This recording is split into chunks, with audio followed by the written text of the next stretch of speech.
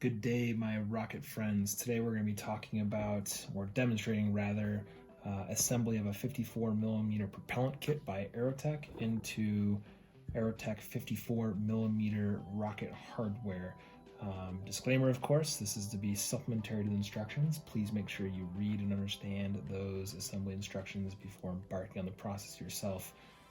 I cannot be held liable for your misassembly that might cause spectacular enjoyment explosions for your friends to watch. So without further ado, let's open this up, walk through what's included, what does what, maybe some common fail points, and we'll get this put together and hopefully fly it this weekend.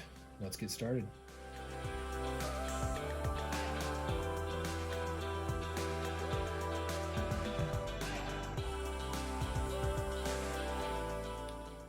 Okay, here we are all unpackaged after that gorgeous unboxing, unpackaging little clip you just saw. And here's, from my left arm over, is what's included in the propellant kit. Obviously, if you're watching this, likely you already have your level 2, hence flying these larger motors and are familiar with the hardware required to do so. But in this kit here, this K456 dark matter motor, we have our phenolic sleeve. This is what protects the case. Obviously, of course, our 4 propellant grains. One fun fact here is, again, what makes those dark matter motors so spectacular is during the mixing phase, there's a lot of small titanium shavings that are mixed in during the casting process that creates that loud crackle and pop, and looks really neat. Of course, we have the rear nozzle here, the delay grain, the forward delay seal, forward delay O-ring, and this little unique spacer here that we'll talk about that can make or break a flight. This little guy right here, depending on how you have this oriented, which we'll talk about. The delay grain sleeve, the forward and aft O-ring seals, and then this is actually the forward seal disc O-ring, which is required for 1706 reloads and larger. The 856, or excuse me, the 852, 426, 852, 1280 reloads will not use this. However, again, reference your instructions and ensure that you're following those correctly. And of course, the igniter and black powder. So here's all the parts that we'll be using, and let's get building. Okay, and so kind of the first step, and this is the case with most Aerotech reloads, while this is a 54mm assembly video, a lot of these concepts apply to their 29, 38, 54 of course, 75 and 98mm reload concepts, is to take some of this super lube, synthetic grease with PTFE, which stands for poly something and teflene something or other, which is gluten-free and soy-free, by the way, and apply a thin coat, just enough to glaze these rings. Too much grease can be problematic, so we want to put just a teensy little bit on here just to make it shiny enough. What I like to do, honestly, is just get a little tiny glob on your finger, like so, and then just massage it in here to these rings to get them just a glaze. That's all you need. So I'm kind of rotating this in a 360-degree manner consistently until it's just has a little bit of a sheen on it, and that's perfect. So I'll go ahead and do the same for the forward, aft, forward seal disc and delay grain O-rings, and get that done here.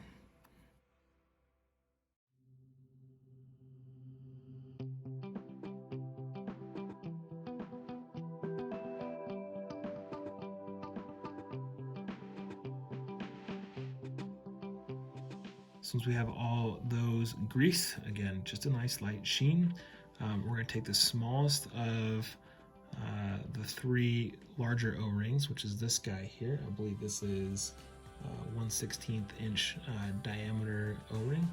And we're going to take the forward seal disc, which is not included in the propellant kit.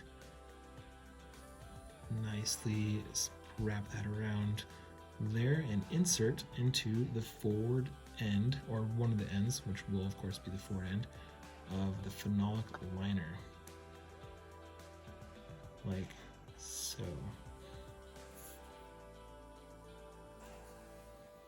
I'm going to make sure this is completely fully seated here. There we go. Moving on to the next step. So from here,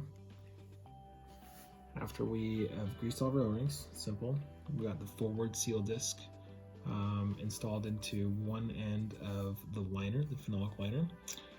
We're going to go ahead and install the propellant grains themselves into the liner sleeve.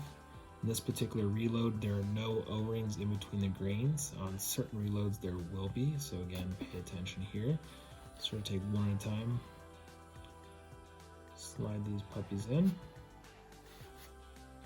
Try to touch the grains and lick your fingers shortly after.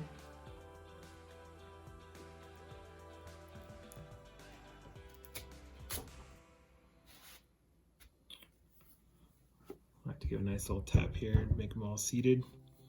They're kind of sit flush. Make sure this forward seal disc is still sitting tight with no O-ring popping out or this dislodged. And then equally recess this into your casing. Again, this is the Aerotech 541706. Slide that guy all in. Okay, so from here we're going to be building the forward closure of the motor. This is going to go on the end that we have the forward seal disc installed on. Make sure you don't mix that up and accidentally put the forward closure on the end with the raw propellant grains. That will be incorrect.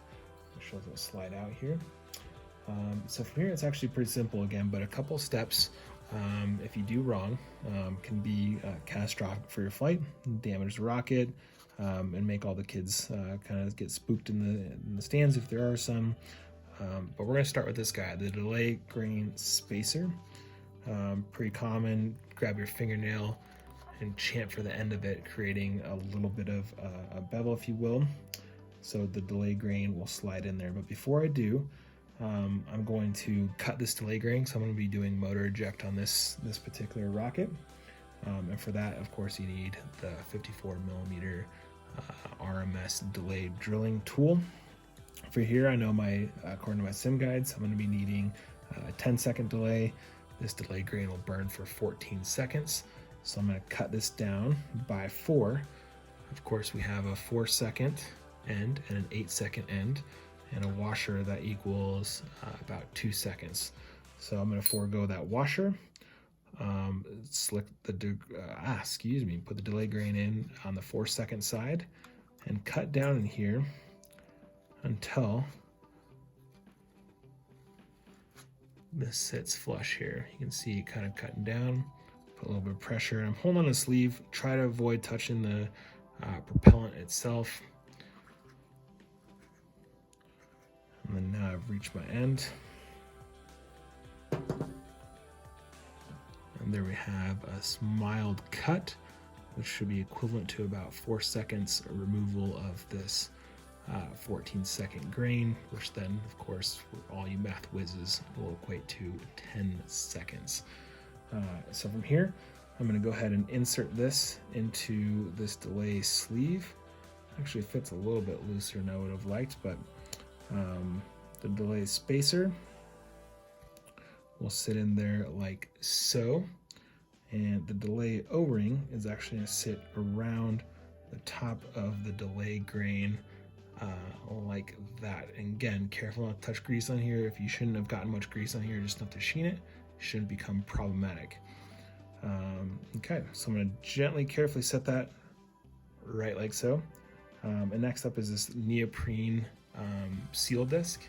I think they actually call it a delay spacer, believe it or not. That's going to sit into the forward closure of your motor.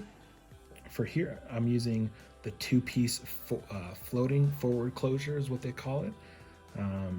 But this process is the same for the 1-piece forward closure.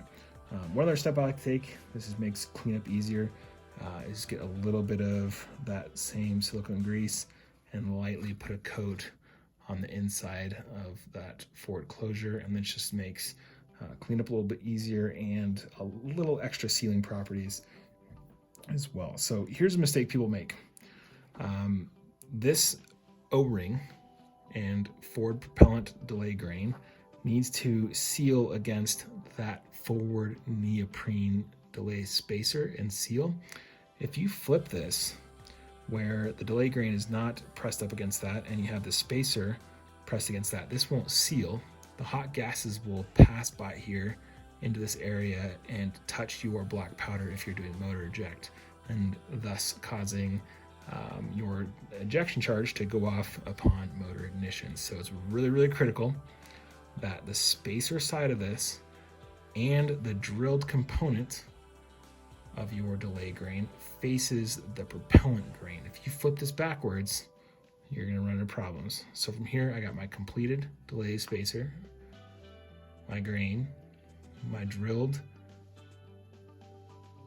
piece here, and spacer is going to go this direction. Push this all the way in there like so, until it's nice and tight. And there you have it. All right, guys, after that, we're pretty much there again. So really all that's left is we take one of these 2" by 1/8" O-rings, nicely glazed. We're gonna insert one of these on the end where we have that forward seal disc, making sure it's seated all the way around against it. Kind of hard to see in there, but you're just gonna have to trust me. Insert the forward closure. Again, this is the 2-piece forward floating closure assembly. Double check to make sure the drilled portion of the element is facing the grain and the spacer is also facing towards the grains and not flipped, so we're not becoming the Kens and the Wands of the world. Love you guys, it's okay. And once that's done, go ahead and make sure that's seated in there. Nice and square. Not floppy. So just a little bit there, it's kind of hard to see. Let me flip this up right. Add a frame here, you guys are gonna have to deal with me. Okay. I get that second part of the 2-piece closure inserted. So I'm gonna thread this in. One thing I didn't mention is good to kind of put just a little bit of that silicone grease in on the threads internally to the case, and that helps prevent seizing. Obviously these things get quite hot. Make sure that's nice and tight. And the forward end's complete. For the aft end, we're going to take the nozzle, excuse me, it's on this 51mm reload, insert that until it's seated in the liner there. The second O-ring, 2" by 1/8" diameter. Use a little screwdriver here to make sure that's seated all the way in there, because I don't like dislodged O-rings. They're pretty critical for success of the motor. And then the aft closure. Thread that in.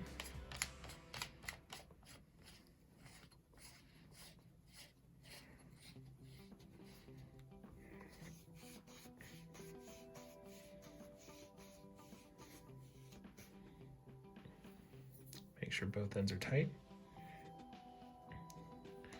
And from there, we are good to go. All that's left, if you're flying motor eject versus avionic deployment, we'll fill this with black powder. It came with about 1.6 grams of black powder, so make sure you run your calculations of how much you need. This particular motor will be going in my 7.6" diameter Warlock. 1.6 grams will not be adequate, so I'll likely be doubling this to make sure I blow the nose cone off. So there you have it. Fly safe, guys. Take care.